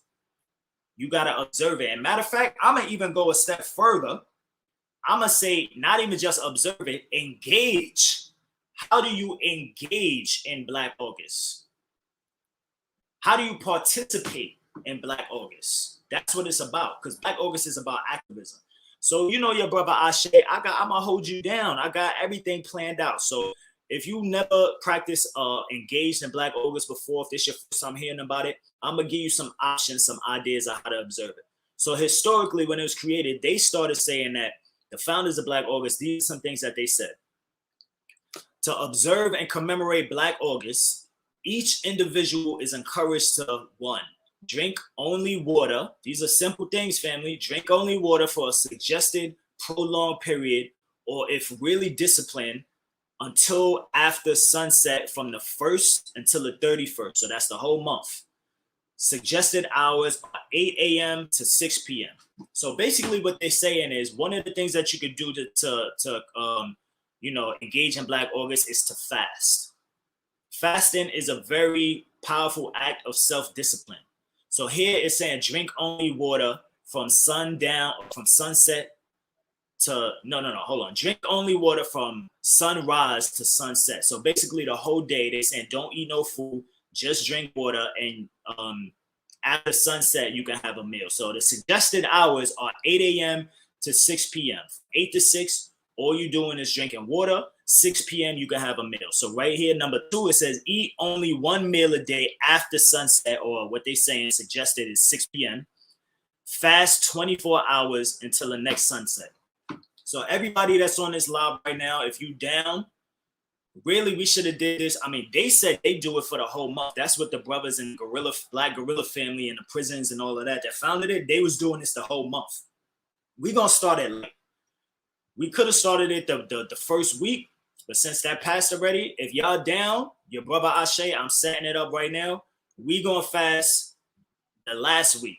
We're going to fast the last week of August. Get our mind right for the last week in Black August. That way, once it's over, we really be straight. We worked on our discipline. So for the last week of Black August, I'm doing it, myself included. We are not going to eat. The only time we're going to eat is after 6 p.m. So at least let's do it for 1 week. We ain't got to do it the whole month. Let's do 1 week, 8 to 6 p.m., 8 in the morning to 6 in the evening. We don't eat. All we do is drink water. Then we have 1 meal at 6 p.m. or anytime after sunset. Just 1 meal a day. And that meal has to be healthy. It can't be McDonald's or Wendy's or nothing like that. It got to be something healthy, all right? This is discipline. You know what I'm saying? So, boom. Number 3, it says workout and exercise routine for each day, either individually or in groups. Something easy you could do for the sisters. Maybe you do 30 squats every day. You know what I'm saying? You could do it same week. The last week of August, we doing a fast. Sisters, you could even do 30 squats on top of the fast. Every day you're doing 30 squats. If you're more advanced, you could do 50 squats or 100 squats. That's only 5 sets of 20. You know, so do the minimum, do 30 squats a day. If you advance, do 50 or 20 squats a day. That's what the sisters can do, squats. Brothers, I say, if you advance, you definitely want to do at least 100 push-ups a day.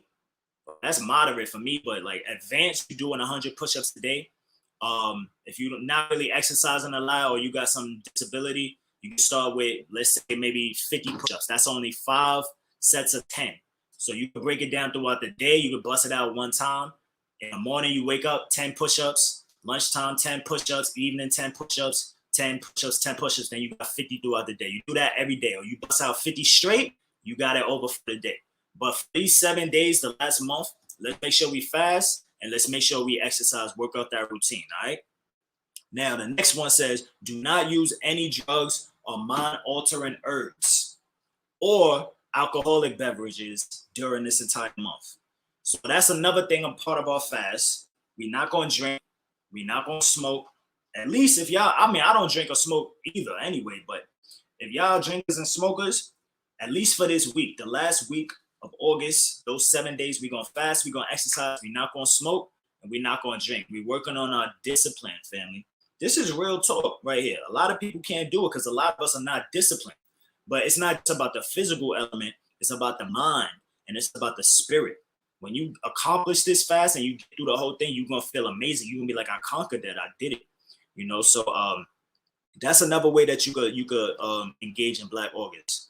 Now, do not go to any corporate store for anything other than medical or health-related items. For some people, this might be a challenge, but all you got to do is prepare. Meal prep. You know what I'm saying? The last week of August, we doing this. Prep your meals. Get your salads right. Get your food or whatever y'all eat. Prep it. Put it in the fridge. Get it ready. If you got to buy some other stuff from the store, buy it beforehand. So that whole week, you ain't got to buy nothing. You can go into none of these stores. You know what I'm saying? We fasting right now. Another one is, it says, do not patronize fast food establishments or vendors. Clearly, I mean, that's like another corporate, but yeah. So no fast food, no other vendors. We strictly keep it Black, family. Another one is you can eat healthy, natural, and nutritious foods and meals. And then also the last one, it says observe Black August. This is the most important one. Observe Black August through educational study groups, events, and commemorations. Now, Black August, another thing they put here, right? Just so you know what it is, if you never heard of it before, the commemorative fast is from sunrise to sunset generally, and it includes refraining from eating food of any kind. See, when you fast, it's going to build your discipline up, family, and we're doing it in unison, so you're going to feel like you're a part of a team. The meal to break this fast is usually shared whenever possible among the comrades. That first meal after the week, you could get together with your brothers, your comrades, your family, and have a meal as a family, you know, like, especially here in New York. I know up top here, we lost a lot of our family values, you know, like a lot of us, we start to feel uncomfortable sitting at a table eating with our family. You know what I'm saying? And back in the days, we used to all eat together. Matter of fact, sometimes in the motherland, we would eat from the same bowl, from the same plate we eating. Now we uncomfortable. We want to sit in front of the TV and eat. We want to eat TV dinners, right? You know what I'm saying? So other forms of sacrifice are also encouraged to teach self-discipline and self-reflection, such as abstaining from sex. That's another way to fast. Or needless consumption. An example, drug use or alcohol use. And then it says refrain from listening to the corporate radio and watching corporate television. So we got to fast from radio and television as well. I'm going to go even further and say social media. Unless you got a business or something, lay off of that for at least this last week of August. Let's get our mind right. In turn, we're going to get our spirit, our body right, and we're going to get our money right, and we're going to get this liberation and all of that, family. It also says traditionally a people's feast. Well, that's what I just mentioned. A people's feast is held on August 31st to honor the fallen and acknowledge our collective sacrifices for the greater good. It must be clear, repeat, it must be clear that the purpose of Black August as created by the founders was not to celebrate, but to observe by individual and collective fasting, studying, educating, and community work, as well as political and cultural entertainment. Black August is a time to engage in self-reaffirming action and advance our struggle for self-determination and national liberation, and to commemorate actions of resistance, revolution, and rebellion, while promoting an understanding and awareness of active and proactive resistance. During Black August, the community is encouraged to join in the observation and commemoration.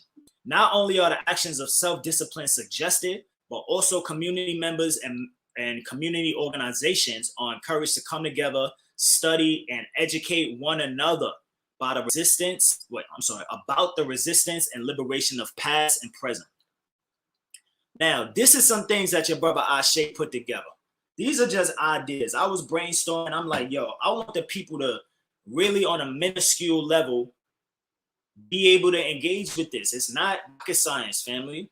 It's just that we so far off from the things and the ways that we used to have, our morals and our principles, our ways. We so far off, removed from that, we don't even remember who we are, what we used to do. We used to actually have a community.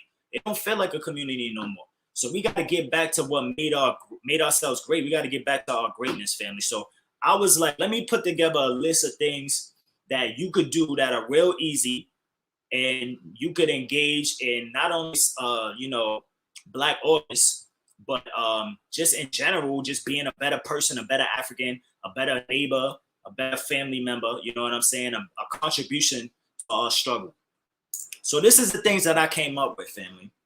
Number one, to engage in Black August, if you want to get down, an easy thing you could do is print out a sheet, right? A sheet of paper, regular sheet. Print out a sheet with community resources or Black history facts and hand them out in your neighborhood. Hand them out in Black neighborhoods. Go to other neighborhoods and hand them out. But that's an easy thing you could do. Everybody feels like we can't do this or this. You have an idea in your head and you like, oh, somebody did it, or it's not really that big or whatever. Trust me, it's people like, we speak to the choir way too often. We need to put these boots on the ground, get out here, start building with the people, be accessible so they can hold your ass accountable, and just deal with the people, because, 9 times out of 10, the people you're going to talk to, they don't even have this body of information or level of knowledge of self like we have. They might hear it from their ancestors. It might be in their DNA, in their spirit, and you might spark their mind. But they might not have heard this stuff. So the things that we repeat to each other and it sound like old stuff, that might be brand new to them. So print out a sheet of paper with community resources, like things you could find in your community that people need or whatever the case is. Or you could just do Black history facts, hand them out in Black neighborhoods. Educate our brothers and sisters, family. Number two, what's another easy thing that you could do? Not rocket science. Volunteer or create a group to clean up your block. Clean up your neighborhood, family. Yo, I live in Bed-Stuy. Bed-Stuy is like, parts of Bed-Stuy is beautiful $1 million brownstones. The other parts is buildings. You know what I'm saying? But it's a beautiful tree-lined neighborhood. Some of these buildings and blocks are historic, but then it's like trash everywhere. We don't know how to clean up after ourselves and all of that. So you go to other neighborhoods, you go to Park Slope or these white neighborhoods, Brooklyn Heights. It's the same exact brownstones and houses and all that, millions of dollars, worth $1 million. But it look way better out there because it's clean, because they actually clean. They take care of their trash and recycle, pick up. They don't throw they litter on the floor. You know what I'm saying? I don't know, fam. We got to really straighten up. So an easy thing that you can do to engage in Black August, to participate, volunteer yourself, do it yourself, or create a group of your brothers and sisters. Go outside, clean the neighborhood up, fam. Number three, what's another easy thing that you could do? Take a group trip to the museum to view and discuss African history. Something easy, right? Yeah, really we want to engage and be active, but that's another thing. If you know the information and the history already, teach somebody else. So that's why I said take a group trip, not just reading and studying by yourself, but like take a group trip, educate, discuss it, Create a group chat where y'all can talk and learn and things of that nature and build your people up, man. Number 4, what's another easy thing you can do for Black August? Choose a book on Black liberation or self-improvement. It don't even got to be Black and self-improvement in general. And create a study group. Yo, shout out to my bros and my sisters, everybody that supports me, man. Make sure y'all like this video right now. I'm about to do a study group. We're about to do an intimate joint, not nothing huge, but you know, we're about to just read like a whole bunch of books. We probably gonna start with like a Black August book, like you know, Blood My Eye or you know, Soledad Brother, something like that. You know, so we can get this Black August energy up. But yeah, that's another thing that you could do, family. Just pick a book, and a bunch of y'all get together and y'all read it, and then y'all have a group call or video call. They're doing WhatsApp and all of these other apps. You can just do a FaceTime, and all of y'all. Matter of fact, you could do a Facebook group live or something like that, where y'all just get together and everybody just discuss the book, family. So that's another easy idea. Now, this one is one of my favorites. Patronize or offer free assistance to a Black-owned business. This is one of my favorites because I love Black-owned business. Now, mind you, every business that's Black-owned ain't Black-centered. It ain't African-centered. We understand that. But we got to start somewhere, family, and maybe we could get some of these people, these businesses that are Black, that don't act or move Black. We're going to have to educate that. Some of them is lost, but some of them just need to, they never heard the talk that we talk. You know what I'm saying? But when we start talking it, you never know. The ancestor could be calling them. They might get with it. So patronize or offer free assistance. Patronize meaning support, buy stuff, give them money. You know what I'm saying?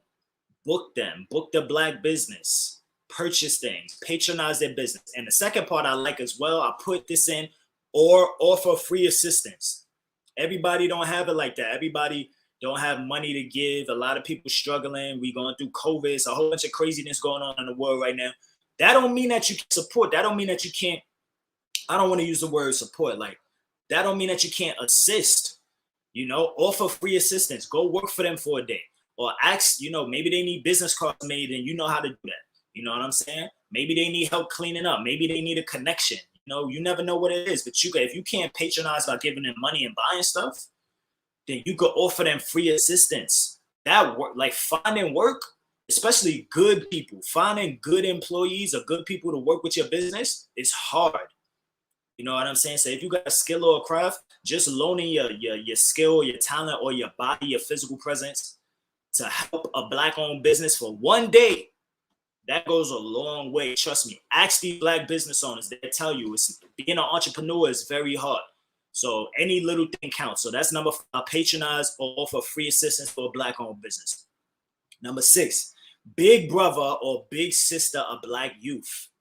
Shout out to the family. Sister Keisha just plugged me in. I'm about to be working with this great organization called Kings Building Kings.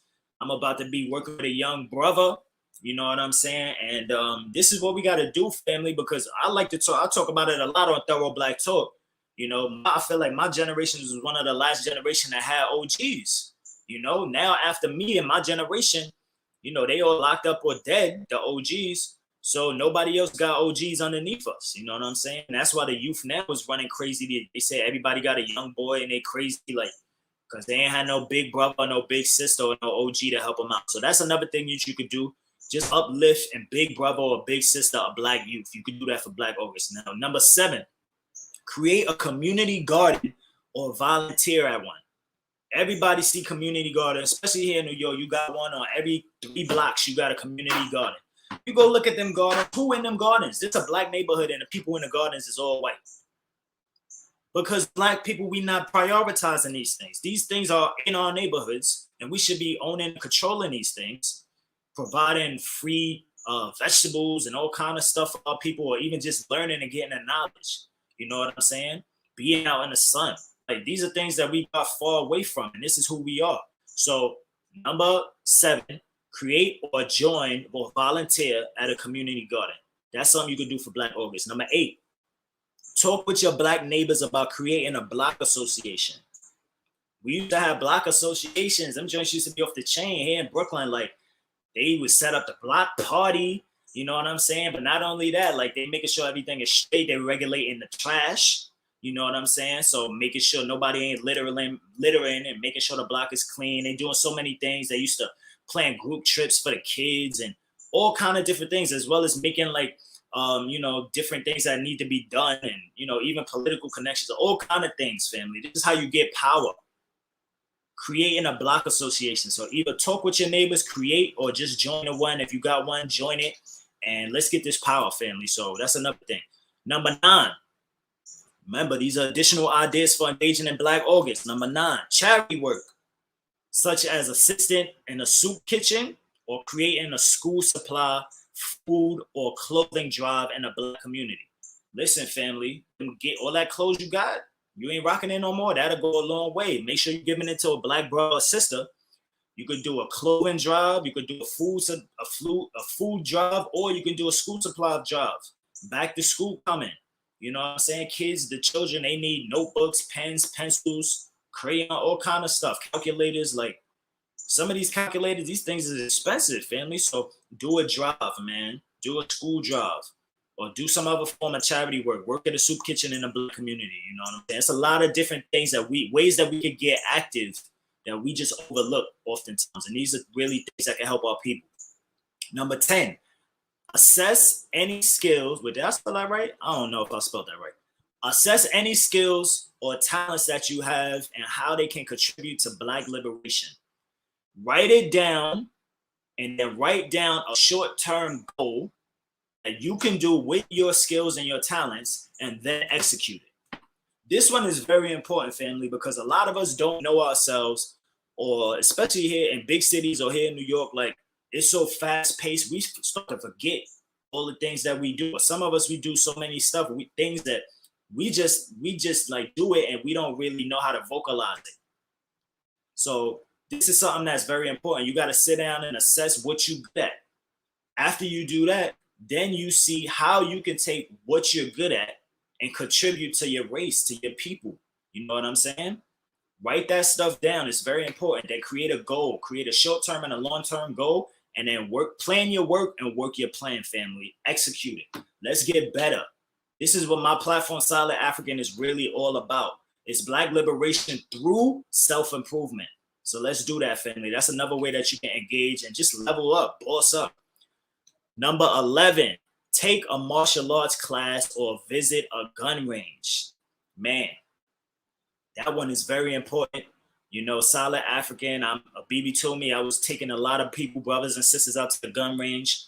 COVID messed a lot of things up here for us up top in New York. It's a lot different. So I'm gonna have to get with my brothers and sisters down south or something.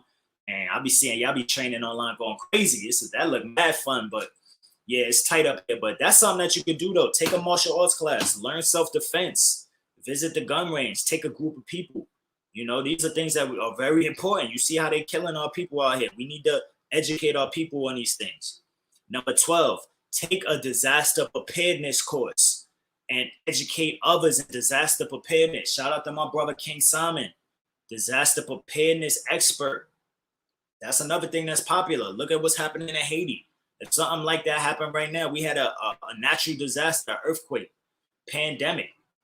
What would you do? You might not even know what to do. Your family might be lost. They don't know what to do in these scenarios. So take a disaster preparedness course and make sure you put in your community on.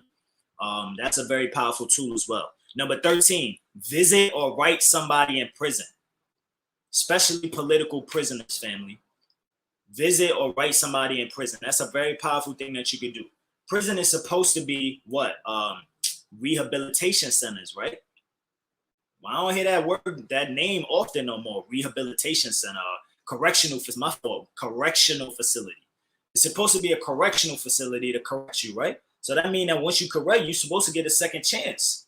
But the way this system is set up, it's like you go in and then damn, it's a wrap for you. They railroading you. They ain't even trying to let you out no more because they're making money off of your labor. We know how these devils are. You know what I'm saying? So make sure all our brothers and sisters up top, behind the wall, you know, make sure you visit or write a letter. Even if you don't know them, like you could read a lot of the political prisoners. We got a lot of them still locked up, still alive and locked up right now to this day. I just mentioned Rousseau. You know what I'm saying? You could get their address and write them. So write these brothers and sisters some send them a kite, man, for real. All right, number 14, fundraise for political prisoners. That's another thing that you could do. Create a community garden. Oh, I said that one. Let me erase it. Create a community garden. I said that one already. But you could fundraise for political prisoners. Pardon the typo. That's another powerful thing. Or you could fundraise for Black-owned businesses. You know what I'm saying? Everybody got Cash App. Everybody got Venmo, all these things. Everybody drop $5 in it. You go buy some. You ain't even got to have to have all the money. You could just, you ain't even got to buy. You could just donate. Like, boom, everybody put $20 together. Here, go hold yourself down, get what you need, whatever. You know what I'm saying? That goes a long way. So fundraise for political prisoners and Black-owned businesses, whatever you want, whatever the powerful cause is. Last but not least, because there's plenty of other things that you could do to engage and, make sure that you are active for Black August. Join a Black-owned bank and educate others on financial literacy and group economics. That's very important, family. We gotta have money. We gotta have it. Unfortunately, that's the way of the world. We know it's not everything. It's not what our morals and principles are based on, but it's something that is definitely needed, especially if we're talking about freeing ourselves, liberating ourselves, having Black African spaces where we can be free to be ourselves. We gotta have money, family. So before we get that, we gotta educate ourselves on financial literacy and how to practice group economics. So do that for yourself and then teach your brothers and sisters. These are some things, 15 powerful things that are very easy, not rocket science, that I created just in case you were curious of like, what are some things that I could do to engage in Black August or Black Year, whatever you want to call it, like every day 365. These are things that we should be practicing, family. So I hope y'all got some good information out of that. Get creative, get active, family. Get creative and get active. Get out there, man. Listen. Don't doubt yourself, family. You got great, brilliant ideas, man. And they go a long way, especially when you're not preaching to the choir. I don't like speaking to the goddamn choir. Real talk, I don't like that. I like being in the neighborhood, in the hood, on the block. You know what I'm saying? With the brothers and sisters. Like, I like talking to them. And if you go talk to them, because a lot of us, we tilt our nose up and we think, we can't deal with them because they hood or they don't got this level of knowledge and information. Don't forget, the ancestors is with them too. So like you might say something and that might spark something in them. You know what I'm saying? That might change their whole paradigm and they might have a shift. Malcolm X started as little Red, right? Detroit Red. Ashe wasn't Ashe. I was born Adrian St. John. And they called me in the hood mad other names. A lot of them don't call me Ashe. My conscious people call me Ashe. You know what I'm saying? So listen, family, I wasn't always like this. And I ain't been like this long, actually.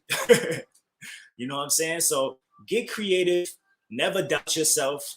Get up. Get off the goddamn couch, you armchair revolutionaries out there, and get active, family. I'm going to leave y'all in closing with, it's a very wise brother. I don't know where he's from or who he is, but he said a very powerful statement one time. It was very wise. It just so happens that his name is Àṣẹ Ess Jae. But anyway, I'm going to leave you with this statement that I said a couple years back. Consciousness is a stepping stone.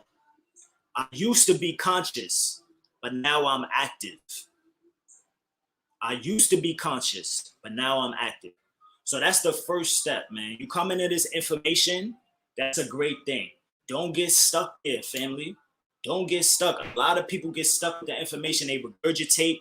They want to mentally masturbate and have all of these debates with each other, and they inconstructive. If it's a constructive debate, I get it. But like, if you're not doing something with the debate and coming out after the debate with a game plan on like, all right, this is wrong, this is right from the debate. So now we're gonna take what's right and move forward with that and do something to help our people, then the debate is pointless if you ain't doing that. The information is nothing. Shout out to Tahir RBG. He said information is nothing without the application. Application is greater than information, family. So remember, consciousness is a stepping stone.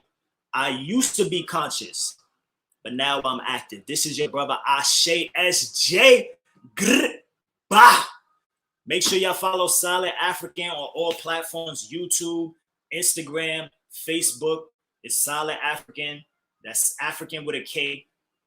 If you appreciate what I'm doing, family, trust me, you rocking with a solid, a thorough, just a concerned African, man. Real talk, yo. And this is what you're gonna get from me. It ain't nothing different. I'm accessible. I'm right in bed style. Hopefully when we go travel, I want to travel nationwide and build with some of my good brothers and sisters that I see online. You know what I'm saying? But this ain't nothing false about it. This is thorough over here. Trust me. So make sure y'all support, follow Solid African. I do a lot of initiatives. Most recently did the Black Cash Mob, where I brought a whole group of people to one business and we all spend money at the same time with that one business. And we go to different Black-owned businesses and do this every week, every month. Black Cash Mobs, I'm doing that. I do a lot of things, family. So trust me, follow your brother, Solid African. YouTube, subscribe. Make sure you like, comment. Please show your brother some love. Instagram and Facebook as well, family. Definitely appreciate y'all for rocking out. Also, got a shout out my big brother and my big sister in the movement. This is trio right here. This is family right here, family. We thorough. So if y'all like what I did, every Thursday from 8 to 10 p.m., tell a friend to tell a friend. We do this. We got a podcast called Thorough Black Talk. It's on YouTube and Facebook Live every Thursday, 8 to 10 p.m. We have powerful, powerful guests. Some of the best shows be when it's just us rocking out without a guest, but we also have powerful guests. We have local heroes. You know what I'm saying? Shout out. Actually, this coming Thursday, we're going to have our brother Sax, who is a rolling 60s Crip, but he's living out here in Queens right now. And we're going to have our brother, a Crip gang member, who is actually a revolutionary. He breaks the whole meaning down of Crip, where it's an acronym. I think it's Community Revolutionaries in Progress or something like that. But this Crip brother brought a group of other Crip brothers and went out to Long Island to defend this single Black mother when her racist white neighbors were harassing her, throwing garbage and feces and all kind of stuff on her property, shooting BB guns at her house, breaking the windows, all that craziness, like trying to get her to leave the community. This brother Sax and the rest of his Crips went out to Long Island and held it down and supported. And then you got other people that went out there and did neighborhood watches and all that, supporting the sister. So we are going to have our brother Sax, rolling 60s Crip. We're going to have him on the show next Thursday. This is Thorough Black Talk. Like I said, we ain't no bougie conscious community people. We real. This is practicality at its best, family. Our brother Sax will be on a radio show this Thursday, 8 to 10 p.m. Tell a friend to tell a friend. We're going to interview him on how it was and what it meant to be out there as a Crip and convert from gangbanging to being a revolutionary for African people, family. So make sure y'all follow Thorough Black Talk with Tag Keisha and Àṣẹ. Subscribe to our YouTube channel. Like us on Facebook every Thursday, 8 to 10 p.m. Tell a friend to tell a friend. This is your brother Àṣẹ Ess Jae. Sign out, family. Listen, man, I really appreciate all the powerful things that y'all do, y'all support. Make sure y'all share this video right now, family. Your brother put in some great work. I was really excited to bring this. And like I said, this is a prequel. I have a very powerful event coming up this Sunday. It's going to be more detailed. It's going to be this same presentation, but more detailed, more information, more ideas. We're also going to have my brother Tad and my sister Keisha presenting. So the heavy hitters in the building. It's in Nicholas, Brooklyn. Black-owned business. You could come buy all the things you need, your vital supplies and all of that. And you know how we rocking out, family. Always keep it thorough. This is your brother Àṣẹ Ess Jae. Please make sure y'all share this video right now. Look out for the full presentation. I'm going to see if I can live stream it that day as well, too. But make sure y'all please pull up, share the flyer, everything that I do. Share this video now. Subscribe. And your brother, man, yo, remember, the battlefield is where you stand.